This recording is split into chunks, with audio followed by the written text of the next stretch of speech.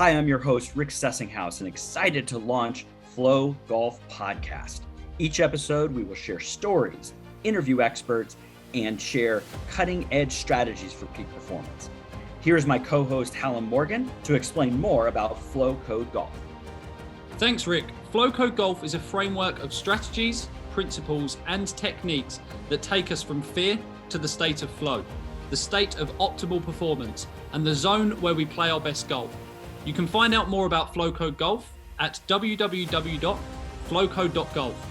And I just want to finish up by saying this podcast is as much your podcast as it is ours. So please ask questions, provide feedback, and get engaged. I hope you enjoyed today's episode.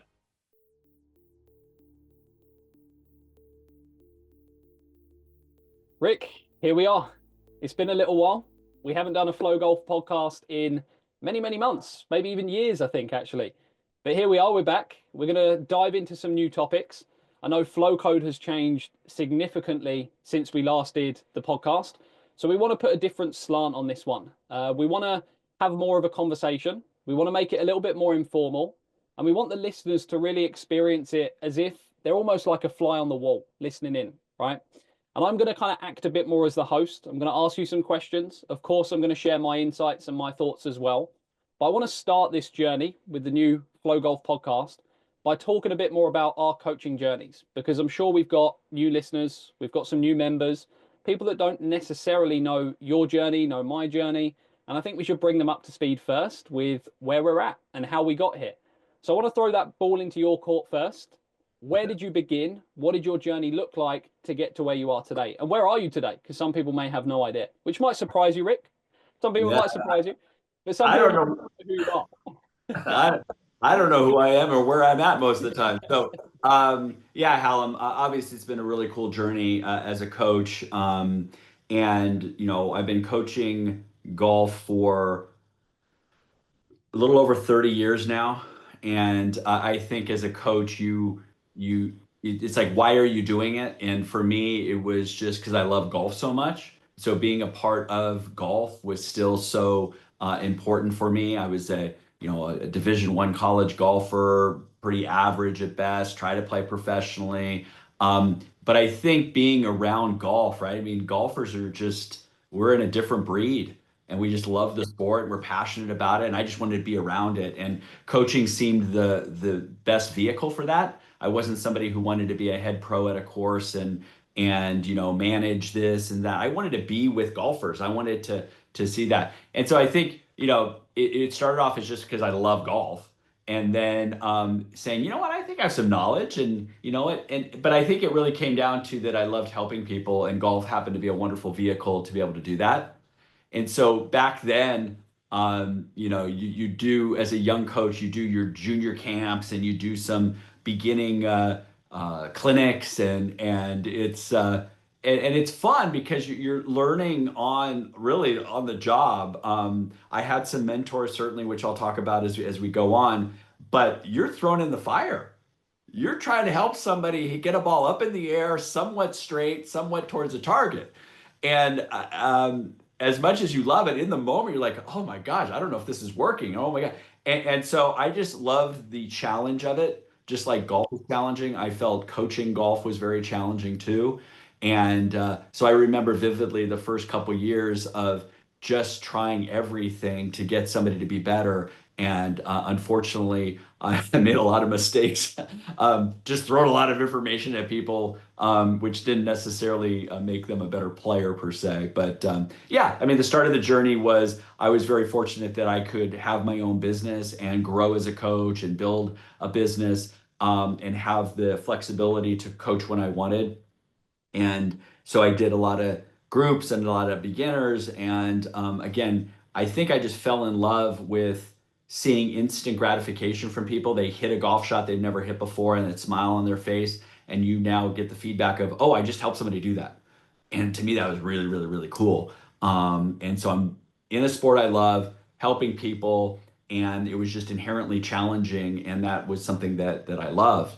As we talk about where it was and where it was going, I think part of it is I think I got stuck a little bit in the typical paradigm of golf instruction, which was you teach golf swing, maybe you teach putting, and it was all skill acquisition, technical acquisition, which of course is the baseline, don't get me wrong.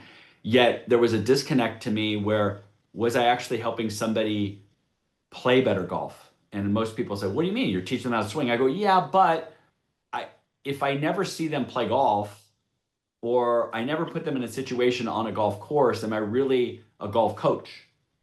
And it became pretty clear that I wasn't. And I got obsessed with golf swing. I was mentored by some great golf coaches, swing wise. I felt like I knew good frameworks and stuff, but it didn't always apply to every single player. You know what I mean, Hallam? I mean, you've played enough to know that what if I coach Colin Morikawa's golf swing, would that fit for you or somebody else? Probably not, even though that would be nice to swing like him. Definitely not. Let's be honest. Probably not. Definitely not. But back in the day, I was what we call a model teachers, that I thought, well, if I had this model of a golf swing and I just put that on everybody who I met, whether it was a 70-year-old golfer who had bad knees or a 15-year-old who was hyper flexible, I was naive back then saying, well, the model should work for both. Of course, it's not going to work. Okay. We have different body types. We have different, even just the ability to go practice, how much time they have it. Right. So I made a lot of mistakes early on thinking that a model worked for everybody, and it doesn't. And I think that led to learning more about how the body works and how the structure of your posture and your flexibility and your core strength and your balance, how you were individually, how that's going to affect you learning the sport. What were some of our potential? What were some limitations? The structure of the body and how it works is certainly important in this. So as I started to now trying to add more pieces of performance, which I'll get into more later, is what leads to better performance? And I don't think I was asking that question early on. I was asking, how can I make somebody swing better and look pretty and have P2 position, a takeaway at a certain spot? That was my feedback, unfortunately, thinking that golf swing led to lower scores, which it didn't always. So I think I was pushing myself because I didn't see the results I thought I should have with my students. So you go down different pieces, and the first part was the physical part of it, of somebody's fitness level and their basic, could they actually do what I asked them to do?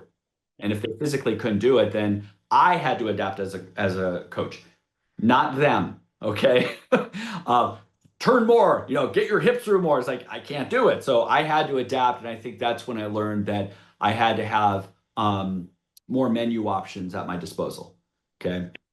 And I think as my philosophy grew, I started to go from model to the individual. And that to me is more about coaching the individual in front of me. What are their goals? What are their aspirations? What are their limitations? What are their resources? What are their, and being able to go, okay, how can I best serve them? And I think then that started to get into other elements. When I was fortunate enough to start working with some junior golfers, which I really love, is this idea of somebody who's 13, 14, 15, who has that passion like I had for the game. And they want to get better, and they have goals, and I want to play college, I want to be pro, right? I loved that energy and being around that energy. So I tended to now, most of my business, about 80% of it now became with competitive juniors. And part of it was just, I love their passion behind it. And so then I started noticing more that, okay, the swing, I could probably coach them a little bit more, because physically they're flexible, somewhat strong, maybe not their core, but they could probably do more things than a 60-year-old could do, right? So that's cool. It's like having clay in front of you that you can mold. And that part for me was really important, because then you start looking at developing relationships with players. And that's what I could do. I could see a player once a week or once every other week, and we could have a game plan. We could have this journey that we're going together, relationship building. That, when I look back at it, is really what I love about golf. I did not like having one lesson with somebody and never seeing them again. Just fix my slice. I understand that's their goal, but I wanted to help them and go to the next goal and the next goal in this journey that was along there. So I think that's what early on showed me, is that the demographic I wanted to work with, why that was important. But then it pushed me as a coach to say, wait, how will you get them to reach those goals? Yep. And I started to go, whoa, I still think I'm limited as a coach, because I could take them and yes, they could probably get them to break 80, let's say, my first few years. Okay, so that's pretty good. But I remember when I had my first college player come to me, okay? And I'm going, like, I was a college player, but now I'm having somebody I'm coaching I'm going, and I was really nervous for whatever reason, because I wasn't sure if I could help them. And I didn't like that feeling. It's like, whoa. Now, it went fine. I'm not saying it went perfect. It went fine, but I was exposed there going, I need to keep pushing myself as a coach, because I want to work with these better players who are going to demand more from me. I better have some answers. Okay. So I remember that was a pivotal point in my career. Was I knew who I wanted to work with, but did I have the skills as a coach to help them? Yep. And it was very apparent I did not. Yep. Okay. I could only take them so far. But I think and you mentioned a word there, you mentioned service. And I know we've spoken in the past about how much you've learned from your students as well, right? You've taken on so much information from your students and they've helped you get better. But I think that's also where we're so aligned, Rick, in terms of what motivates us to continue to work with players, is that one, we can be of service, but number two, by being of service, we have to keep growing and learning ourselves. We have to keep developing new skills. We have to keep finding new information. We have to keep working with new partners, people that are more expert in certain fields than we are. And I think that constant journey of self-improvement for us, in order to serve the players better, is actually what excites us, gives us that energy, gives us that juice that we're looking for as coaches, right? And I'm sure there's so many listeners who are coaches that are aligned with that and kind of can feel what we're talking about there. So I love what you've shared there in terms of your coaching and what brought that passion for it. Yeah, 100%. I mean, we talk about flow all the time as being a state of peak performance. And I found myself in flow coaching because I was challenging myself. But it was my values inside was I want to be of service, right? And I think when you're aligned with your values, you will tend to feel more alive and more fulfilled. And so and again, so super fortunate that I have a career that I love so much. And you bring up a great point, is when I'm aligned with helping other people, I in turn feel alive. And yet I still needed to improve skill sets to achieve goals for my own career. Yep. And I never set out to be a tour coach or anything like that, but I did want to work with better players. And in order to do that, needed to up level my own skills. So that might be doing more certifications and getting mentored by other coaches. And then certainly what then was a big jump for me was, where did I really feel performance was lacking? And for me, it was about the mental side of the game. Okay. It lacked for me as a player. And I was starting to see that now working with better players, is their technical skills, let's just say most people would say, oh, they must be a scratch. Yeah. Yet they're still shooting 80.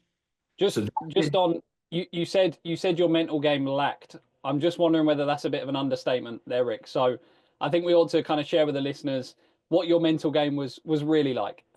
Yeah, no, and again, we've talked about this before, but I came from other sports, so I would say my focus was pretty good. But I did not know how to regulate my emotions. So when I played football, you do something poorly, you can let out some of that. You can hit somebody harder. You can run around. I did not know how to channel frustration and anger when I didn't meet my expectations on the golf course. So I had a lot of struggle with that from an early age, with what do I do with when I hit a bad shot? And I wasn't as we've talked about before, I wasn't in a curiosity learning mindset. I was in a critical mindset. You suck, Rick. And that festered more and more, where that emotion affected the next shot. And then you get on the bogey train. And so that was my main thing, was the interference, was I did not know how to handle the emotional ups and downs. And that had a trickle down effect. And then I could certainly look at belief systems and my confidence playing with better players and such.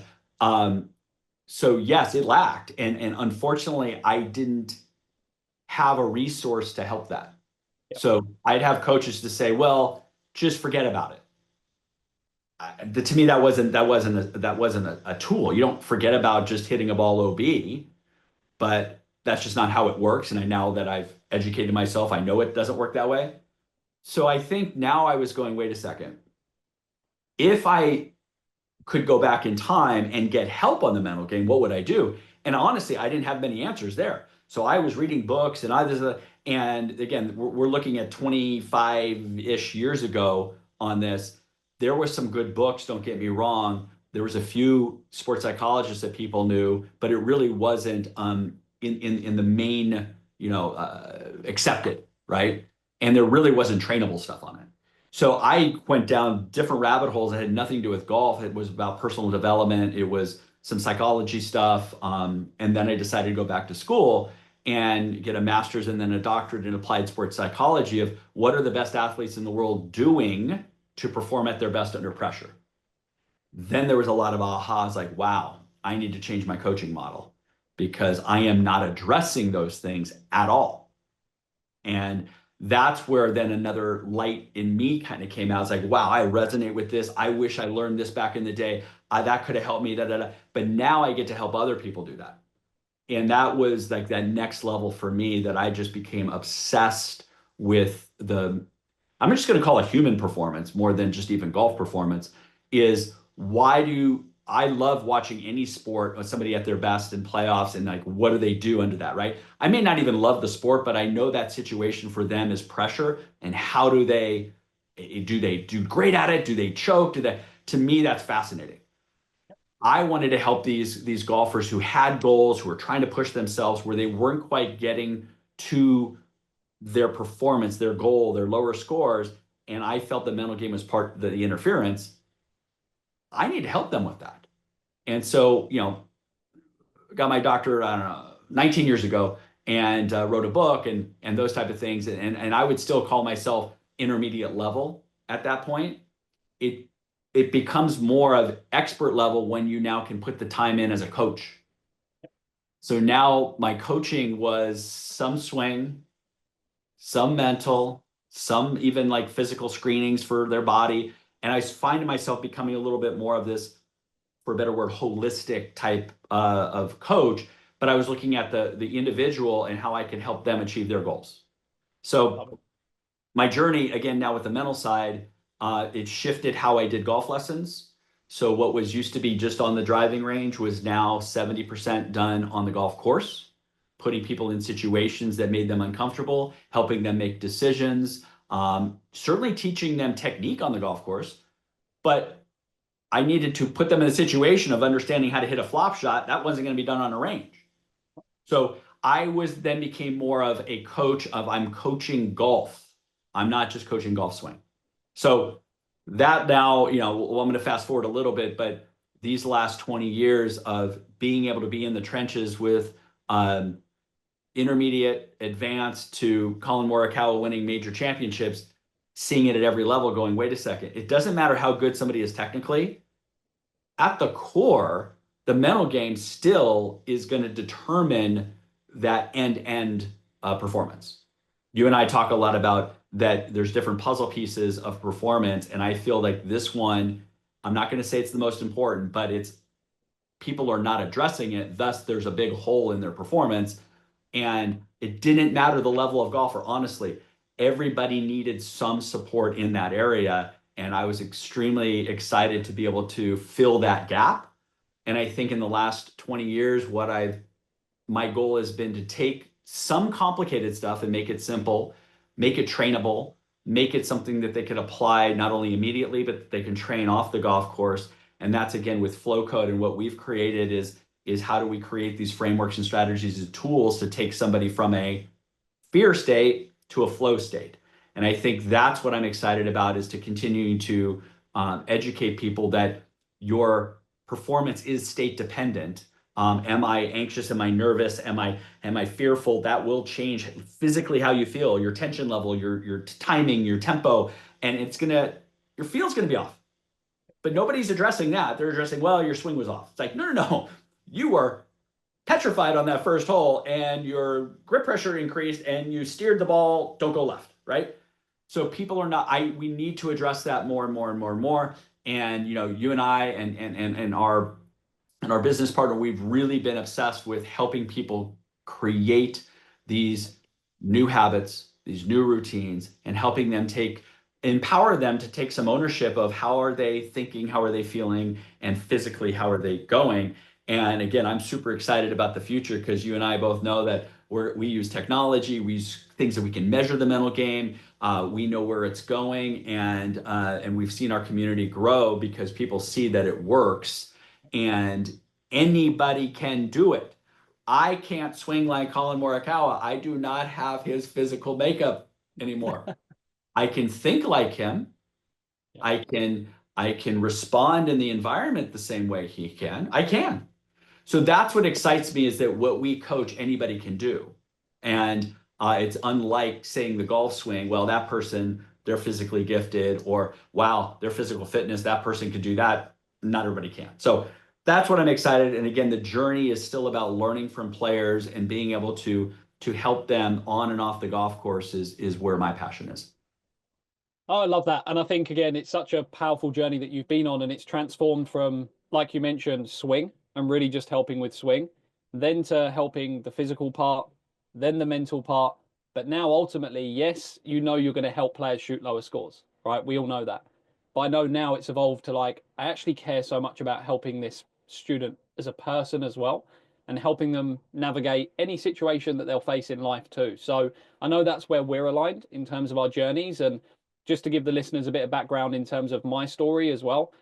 So I'm not coaching too much now. My main focus is, of course, in the FlowCode business, working with our coaches to help them build their platforms to support their students. But my journey did start in mental skills coaching. So if we rewind all the way back, I was at university. I was studying business and entrepreneurship, and I had a load of time on my hands, which may surprise or may not surprise some people that have been to university. And I just threw myself into the world of self-improvement, podcasts, videos, whatever I could get my hands on, books, whatever I could get my hands on, because I was intrigued about this opportunity to develop myself as an individual and see that why is one person successful and another's not, even though they've got access to almost the exact same education, the same resources. And as I started to explore that, I came across so many people that just inspired me. Whether it's like the Jim Rohns of the world, the Tony Robbins, a lot of us have heard those names, and that sparked curiosity in me. Can I learn those same skills that these guys have developed to help me start to build success in whatever I decide to do? So it wasn't even golf when it started. My brother was a professional golfer at the time, and I just said to him, I was like, look, let me see if I can help you. I'm taking this information on, let me share it, let me see if I can help you. He's an older brother, so that was a little bit challenging. He didn't really want to listen to me at sometimes, but we managed to get through to him. That was where communication, we'll talk about that. Communication becomes important. But yeah, so we went through that process, and he started to play good golf. Now, he'll be the first to say he doesn't have the best golf swing in the world, and I think he'll admit that. He won't mind me saying. But he started to shoot good scores. He started to win a few tournaments. And other guys around him who were better golfers than him, had better golf swings than him, were like, how on earth is he now beating us? How is Zach now beating me? His golf swing looks terrible, but he's beating me week after week after week. So they started asking questions, and obviously he laid that back to the work that we were doing, which was incredible. And I just kept learning and kept sharing and learning and sharing. And that's another thing we'll talk about later down the line. But when you share what you're learning, that helps you absorb that information so much deeper and helps you understand it in much more depth. So that really helped me grow and develop. And obviously through that journey, Rick, as I was starting to work with more players, we of course met, and we did a podcast like this, right? So we jumped on, we had a conversation. I think you'll admit that we got on well. We got on well. There was some good energy there. And it was a great conversation, and obviously super grateful. Rick became a mentor of mine. I continued learning from Rick's journey, Rick's experience on how to help players shoot lower scores through improving your mind, and then came on board with the FlowCode journey as well. So I'm super passionate about exactly what you mentioned, Rick, like developing myself as an individual, but not for the sake of just helping me, not for the sake of just developing me, but actually about how can I use all of these skills that I've developed, all of this information that I've collected to now help others and be of service to others. And I think now I'm evolving a little bit or merging a little bit more into how can I start to take on business knowledge as well? How can I start to understand business frameworks to help now the coaches we work with to develop their businesses as well? So I'm using the same ideas, the same frameworks I had before, but now having to apply it to almost a different industry. And that's what I love doing. I love learning new things, bringing that information on board, making sure I acquire the skill because information doesn't mean too much. And then once I have that skill, sharing it with others to help me further embed it into who I am as a person as well. So it becomes a win-win for everyone. And that's what I love about coaching personally. And that's, I think, where we were aligned in our journeys and our kind of beliefs and our values was through curiosity, learning new things, and then also service, passing those new things on to other people. So no, I love it. And in terms of, Rick, you mentioned obviously your journey as you went from being a swing coach, you became partly down the physical path as well, and then eventually merged into the mental side, right? And now you're pretty much just the mental component with your coaching. Was there a moment that you can remember, and there may not be, I don't actually know this answer. Was there a moment in your coaching or in your journey, a specific moment you can think of when you clicked in your mind, like, I need to find out more about the mental game? Was there a student? Was there a scenario in your own game? Was there a moment where you were like, this is the missing piece. I have to go back and study this more. It was after I had already started to study it, but I remember it to this day. I was working with a player. He was, I will call him a typical golf fanatic, somebody who played once or twice a week. They practiced a few times a week. And I had been working on their golf swing, by the way. So I was a swing coach. Yet he came to a golf lesson and we spent 1 hour and he did not hit a ball. And that wasn't the intention. The intention was to fix his slice and stuff like that. And afterwards, he goes, Rick, that was the best lesson I've ever had. Wow. And here in my head going, oh my God, he didn't hit a ball. I think I screwed this up. But when he was vulnerable to say what he was thinking about on the golf course and what he was feeling on the golf course, and I had at that time at least a good basic understanding and I could give him some tools, he's going, oh my gosh, this is going to really help me. And again, even though the intention was a swing lesson, he did not hit a ball. He didn't grip a club even. And for him to go, that was the best golf lesson I've ever had, that goes, whoa, this resonates with the 15 handicap too. I thought, again, and this is where I was skewed, is I thought the mental game was only going to be accepted by the better players because, oh yeah, they know it's like, and once I had this opening of this 15 handicap going, no, my gosh, I go through this all the time and I need help with this. I'm so nervous. I like, whoa, if I can have these conversations with all these golfers, I can make a huge impact. So I think that's what I think solidified that where I was going helps every single level of golfer. And I was now more likely to have lessons go in that direction. When before it was like, well, no, they want me to fix their slice or whatever. Instead of me being the coach and say, hey, this is what we're going to work on because this is going to help you shoot lower scores and do those things. And what gave you the confidence to do that? Because I'm sure there's, again, lots of coaches listening who are thinking, yeah, I agree, and that makes sense. But when someone's paying me 100, 200, whatever per hour, how can I get to that point where I feel confident enough to say, you're not touching a golf club, you're not hitting a golf ball, we're just talking this, without the fear of what if they don't enjoy the lesson? Because I think there's that bridge we want to help these coaches cross. And I want to understand what enabled you to get to that point. Was it knowledge? Was it information? Was it what helped you get there? Great question. I'm always trying to master coaching, right? I want to master that craft, right? And I'm still on that journey. You do need some baseline information. Let's get past this. This is not mental games, positive thinking, and take one deep breath. There is information that's needed. You do need to have a framework. I think experience, of course, is the ultimate teacher. And so I was fortunate that I was teaching golf full time. And I allowed myself to experiment every now and then, maybe not a full hour, but maybe 10 minutes, maybe 5 minutes, and start to include some of the mental game stuff. And I started to see where it went. I can make some adjustments. So I started to own that part better. So I think I started in more micro experiences to now build on the confidence, like, wait, that did help. And if I talked about that pre-shot routine, I could see that improved. So I needed the reps under my belt. Just like when you want to change your golf swing, you have to do certain repetitions to make it now a new habit. I think coaching is no different. Yet, for those coaches that are listening, there does become a point where you have to own what you do. And this is, and I'm not saying, this took me several years. So how should I say this in a nice way? Not giving a crap about what other people think, what other coaches think, what others like. I'm going to come from my heart and say, this is what's best for my student right now. I know it. Okay. I have given money back, I think it's 3 times in my coaching career. And one of those was to me, right? Well, we already know that's hopeless, so I don't even ask for it. I get one person came to me with the shanks, and an hour later still had the shanks. I said, there's no reason for me to accept money if I didn't get them any better, right? So I'm going to admit if I don't do a good enough job, and I will give the money back.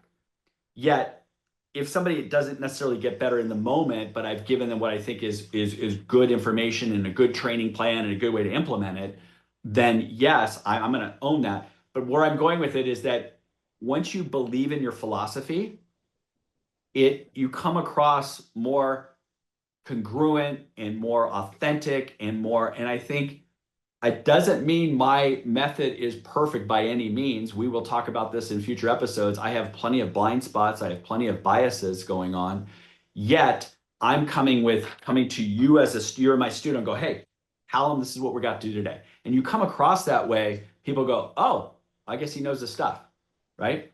But if you're congruent with your message and you believe in your message, I think that's half the battle, half the time, right? It doesn't always mean the information's perfect, by the way, but I think experience is the best part. And start, as coaches out there, start with 5 minutes of every hour lesson. Try a new technique with somebody on this one, right? You don't have to go full-blown 1 hour mental game lesson, but get the feedback from the student. Don't be afraid to ask questions like, how is this going? What did you experience here? Sometimes as coaches, we don't want that answer because it might be not an answer we like. Seriously.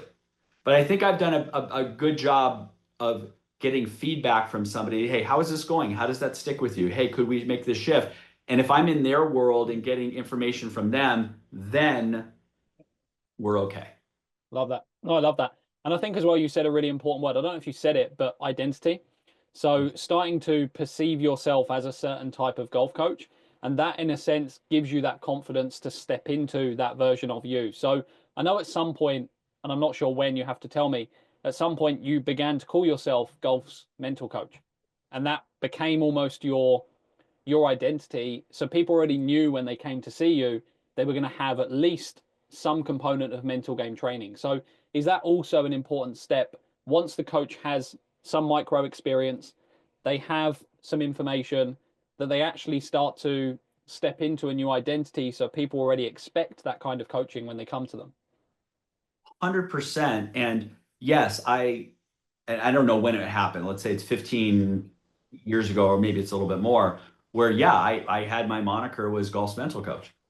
And it was hard at first because I'm going, oh, am I really golf's mental coach? It's like, well, there's plenty of people who have been doing it longer than I have who are highly skilled. it wasn't the point of like, I'm the only one. It was that I wanted people to understand who they're working with. And I also and these are, if you're coaches out there, I believe to get to the highest level, you do need to have an expertise within your coaching. And for me, I wanted to go down the rabbit hole, the mental game. Other people might be biomechanics and force plates and all that kind of, which is awesome. But when you now can put that out there, people will pay more for expertise than general. Like a general practitioner doctor, it doesn't get paid the same as a brain surgeon. They're both doctors, okay? So I made that distinct decision years ago that I wanted to specialize in something and become an expert at that. I still had a very good foundation of swing and everything, everybody. And it was interesting is that at first it was, oh, Rick, I'm getting you for a swing lesson. And then I teach a little mental. And then throughout the years, people still thought I was a swing coach, which I was. Now it's flipped where people think I'm only a mental coach. Yep. Like I've been interviewed and they go, hey, you're Colin's mental coach. I go, well, I'm his swing coach too for the last 20 years. Oh, I didn't know that.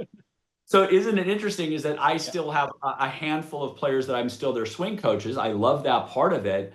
Yet in order to really own to be one of the best mental game coaches, which is still my aspiration, I want to dive into that world. So I believe it is important to own your identity. We talk a lot about coaching philosophy. What is your coaching philosophy? A lot of coaches can't answer that. And I believe that, I look at performance as state management, and I'm a coach that teaches how to improve state management, taking somebody from a fear to flow state. Boom, this is what you're getting. Love it. Love it. I think no, for sure. And you shared earlier one of the failures, I guess, you had in terms of technical, right? Someone came to you with a shank, they left you an hour later, they still had a shank.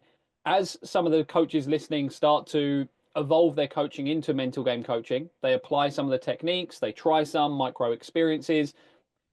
What can they expect from a failure point of view when it comes to coaching the mental game? Have you had any mental game failures in lessons? Maybe where a player, I don't know, comes in thinking it's complete BS and they finish the lesson still believing it's complete BS, because there's going to be scenarios like that. So I'd love for you to share your experience on some of those. Yeah, no, failed many times. I'll give you a couple examples. One would be early on. This is early on, 15, 18 years ago. I'm doing a playing lesson, and the course I was at has a distinctive dogleg right hole, okay? And this was a college player I was working with. And where I'm going with this story is I was locked into that there was only one tool for a scenario. In this case, I was very big into visualization at the time. And so I asked the player, I want you to see hitting a fade. And he goes, I don't really visualize. And I go, no, come on, you got to visualize. You got to, because I thought visualization was the holy grail of the mental game, right? And, I'd always frame it even back then, like, what does a good shot look like? What does a fade look like? And they're going, I just don't do that. And I go, so I'm frustrated going, well, that's got to be it. And then I go, what would you have to feel to hit that cut? And he goes, oh, I'll tell you exactly. I go, oh. So he hit this great cut. He didn't process it through visualization. He processed it through feel. Well, I know it's a hold off cut. I know my left arm's going to do this, and I just feel like I swing left. So the same shot was perceived in a much different sensory way. That was my opening, like, whoa, Rick, your toolbox better get a hell of a lot bigger. Yep. Because not everybody can do visualization, or not everybody processes this. And I think that's where it's like, man, I'm level 1 and I got to get to level 10 here pretty quick. So that was a failure in the moment. I think the other one is not pushing my students hard enough in a session. What I mean by that is, oh, let's take a breath. But now I'm giving a very specific, here's the inhale exhale ratio of Y. And I think I learned I have to push my students a little bit more, was part of it. You brought up a very important area that I'm not going to say that I failed at, but I think has huge implications, is when the student doesn't want to be there. Okay. So I get a lot of competitive junior golfers that are forced, and I'm saying that truly, by their parents. Hey, nice to meet you. Why are you here? My parents are making me. I'm going, oh crap, this is going to be Good. fun. Yeah. So they're in a fixed mindset. They think what I'm going to talk about is a bunch of BS and blah blah blah. That's challenging. I'll admit it. But I think where I've want to do is to still show them the passion behind what I coach, why it could help them, be open to it, and I think they get my energy and they'll at least listen. I'm not going to say then they sign up for a year-long program. I just want to expose them in my way that this might be a puzzle piece you're missing. Yep. Okay. When as a younger coach, if I had anything, I don't like conflict, right? So if somebody doesn't like me or I feel very but then I had to get over that and say, wait, I'm here to serve them. They're here, yes, because they're parents, but I'm here to help them. How can I best help them? Those are very challenging situations. And but we can't always control the student's state and why they're there and their motivation. I have everybody fill out a big intake form, and I can tell right away how that session's going to go of how detailed their intake form is. And if I get a lot of yeses and nos instead of the depth of it, I know I'm going to have some challenges. So I've done a better job of vetting that out before I even. So you talk about failures is I continue to try to improve my communication style and my way to create rapport with students. I think is important. Get into their world. Don't just tell them things, and get to understand them. Yep. No, I think that's so important what you've just mentioned. And that was what was running through my mind whilst you were saying it, is understanding the student better and then having a wider toolkit to support them from different angles is actually what solved almost every single one of your failures, right? So the first time you assumed that they would be good at visualization without really asking them questions over whether they had visualized before or they played other sports where they might have visualized in the past, didn't really understand the golfer in front of you, and then also didn't have the toolkit to help them with a variety of things. So I think those components are so important, those two things. Understand the student, have a wider toolkit. And that leads quite nicely into the next episode we'll do, which is this difference between our belief in the difference between a coach and a teacher. And I think I would love to dive into that episode on motivation as well. Understanding the student and what motivates them, that can be really powerful to help you when you do have that junior in front of you who, for whatever reason, believes they don't want to be there, until maybe you find out what their motivation is. And then you can shift the lesson to align it to what actually gets them excited, what actually gets them engaged. So I'd love to discuss that on the next episode. So Rick, thank you so much. It's good to be back. We're going to have some fun on this, as hopefully all the listeners can tell, a bit more informal, as if you're a fly on the wall. We're going to have some fun. We're going to have some laughs. But we're going to keep just talking about what we believe in, what excites us, and hopefully people find it valuable. So thank you again. Thank you.